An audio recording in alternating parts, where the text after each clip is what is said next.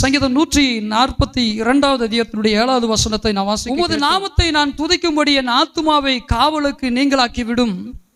எனக்கு நீர் தயவு செய்யும் போது நீதிமான்கள் என்னை சூழ்ந்து கொள்வாரை. நாம் துதிக்கும்படி கர்த்தர் நம்முடைய ஆத்துமாவை காவலுக்கு நீங்களாக்கி விட வேண்டும்.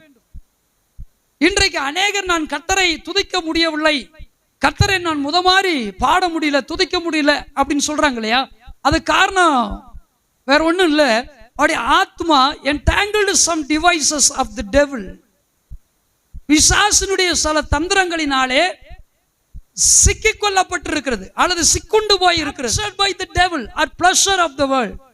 இந்த உலகத்தின் சிற்றின்பங்களினால் அவருடைய இருதயங்கள் சிறைபிடிக்கப்பட்டபடினாலே, காவலுக்கு உட்படுத்தப்பட்டபடினாலே, so many decide to praise God but they could not praise him and extol his name.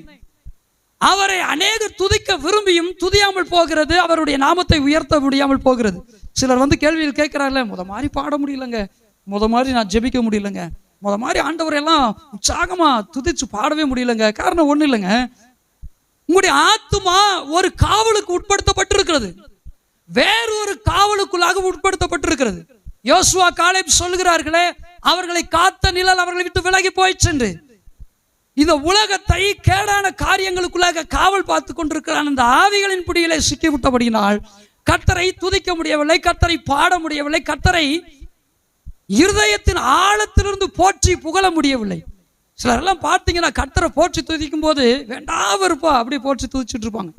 உள்ளத்தின் ஆழத்திலிருந்து நான் படிக்கிற சில பாடல்லாம் பார்த்தீங்கன்னா நம்மளை பயங்கரமா ஸ்டிர் அப் பண்ணும் பாருங்க, பயங்கரமா ஏவி விடும் பாருங்க. ஆனா சிலர் பார்த்தீங்கன்னா அப்படியே கையை தட்ட முடியாம,